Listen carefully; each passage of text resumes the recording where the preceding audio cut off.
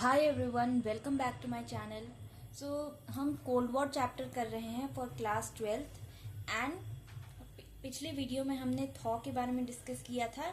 Thaw का मतलब होता है कि एक टाइप के टेम्पररी पीस सेटलमेंट, एक पीस सेटलमेंट जो कि टेम्पररी हो, थोड़े टाइम के लिए हो, उसके बारे में डिस्कस किया था जो कि कोल्ड वॉर के टाइम पे हुआ था।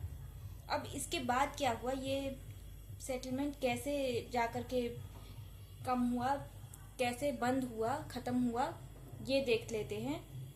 तो इसका एक बहुत ही इम्पॉर्टेंट इवेंट और कोल्ड वॉर का ये सबसे इम्पॉर्टेंट इवेंट, सबसे ज़्यादा टेंस्ड पीरियड था, सबसे हाई पॉइंट जो कहते हैं, सबसे पीक पर जो कोल्ड वॉर हुआ वो हुआ क्यूबन मिसाइल क्राइसिस के टाइम पे। नाउ ये क्यूबन मिसाइल क्राइसिस कब हुई थी? 1962 में।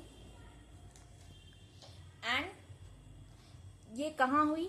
तो क्यूबा, यूएसए के पास एक छोटा सा आइलैंड है क्यूबा, वहां पर हुई थी।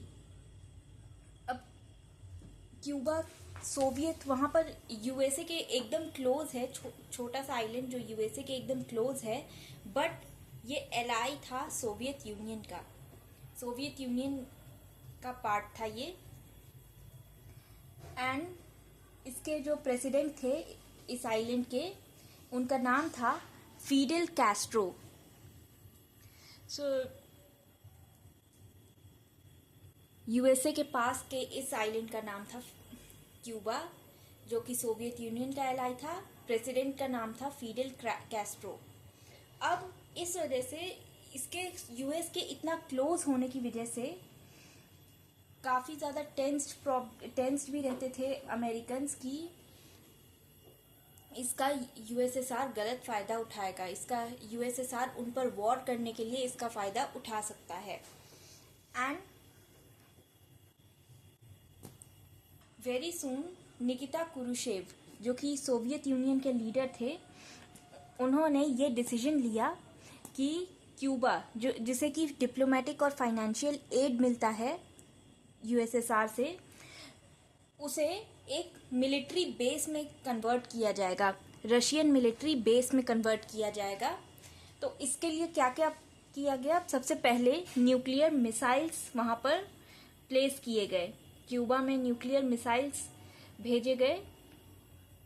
एंड इस जो कि ऑफ कोर्स अमेरिकन कोस्ट के पास था, तो ये यूएसए के लिए थ्रेट बन गया, जैसा कि डर था यूएसए के लिए थ्रेट बन गया, बिकॉज न्यूक्लियर वॉर हो सकता था। ऐसी सिचुएशन में न्यूक्लियर वॉर हो सकता था। न्यूक्लियर वेपन्स अगर यूएसएसआर ने इसे यूएसए पर हमला करने के लिए अगर प्लांट किया था, अगर प्लेस किया था वहाँ पर, तो इससे वॉर, न्यूक्लियर वॉर की सिचुएशन आ सकती थी एंड काफ़ी डिस्ट्रक्टिव होगा। आपको पता है कि न्यूक्लियर वॉर कितना ज़्यादा डिस्ट्रक्टिव होता है। अब इसके बाद क्या किया, क्या एक्शन लिया यूएसए ने? तो यूएसए को ये बात ऑलमोस्ट 3 हफ्ते बाद, मतलब ऑलमोस्ट 1 महीने के बाद पता चली कि सोवियत ने न्यूक्लियर वेपन्स क्यूबा में प्लेस किए हैं। एंड इसके बाद उन्होंने डिसीजन लिया कि वो इन सोवियत मिसाइल्स को रिमूव करने के लिए कुछ करेंगे।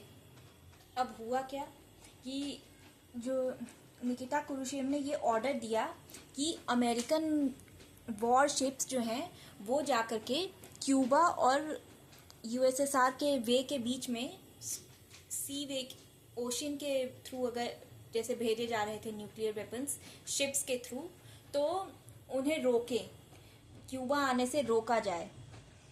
अब इस वजह से क्लैश हुआ, क्लैश ऑलमोस्ट एक टाइप का क्लैश हुआ।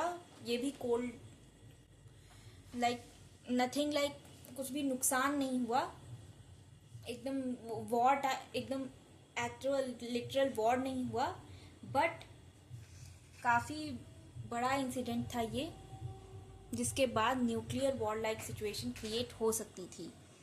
बट रशिया ने फिर डिसाइड किए कि अपनी मिसाइल्स को रिमूव करेंगे, क्यूबा से रिमूव कर दी गई।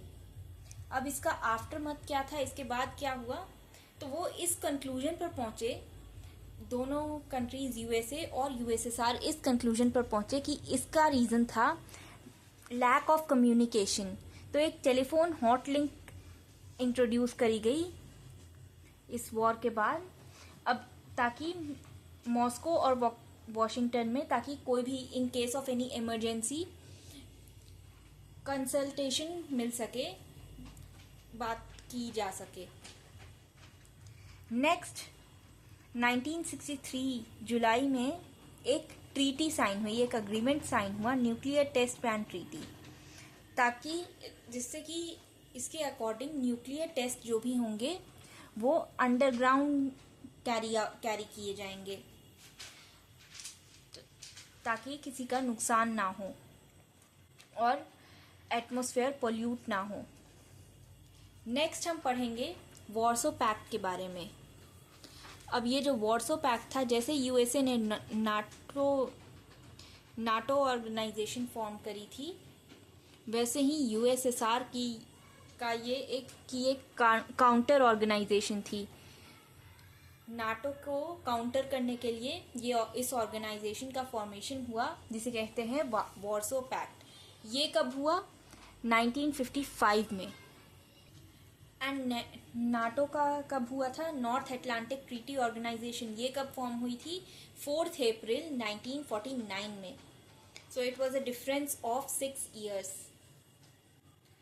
अब इसमें क्या हुआ, कैसे फॉर्मेशन हुआ? तो सबसे पहले तो नाटो के फॉर्मेशन की वजह से सोवियत रशिया ऑलरेडी टेंस थे, उन्हें भी लगा कि उन्हें ये चीज़ ऐसा कुछ फॉर्म करना चाहिए जो कि काउंटर कर सके नाटो को।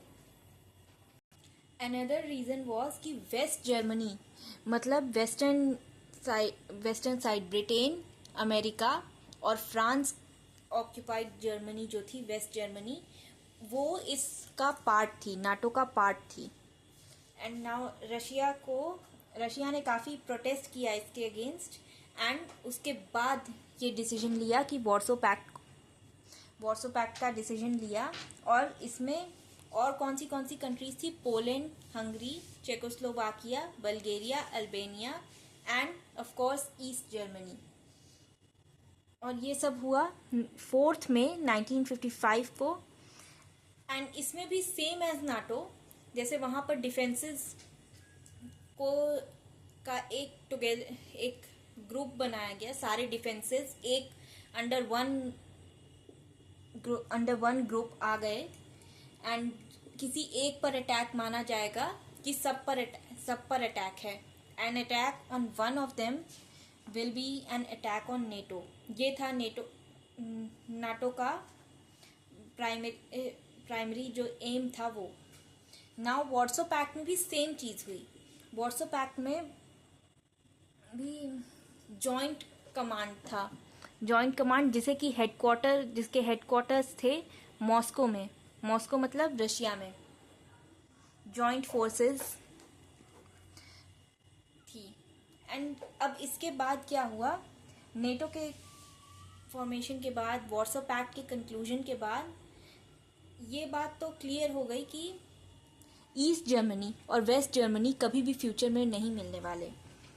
अब इसे अलग अलग जर्मनी को ही, वेस्ट जर्मनी और ईस्ट जर्मनी को अलग अलग नाम दिए गए, एंड एक अलग ही कंट्री, अलग ही स्टेट फॉर्म कर लिया गया। अलग अलग उन्होंने स्टेट फॉर्म कर लिए।